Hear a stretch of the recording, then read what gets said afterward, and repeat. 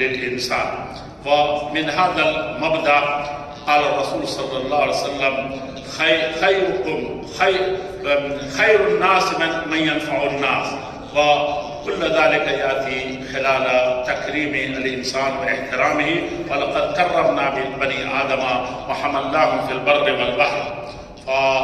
وكان الرسول صلى الله عليه وسلم حينما حمل هذه الأمانة إلى الإنسانية جماعة، وكان أول ما تلقى به اقرأ باسم ربك، هذا التعليم وهذه الحضارة الذي كان ربما نحذفها بيده للبشرية جمعاء.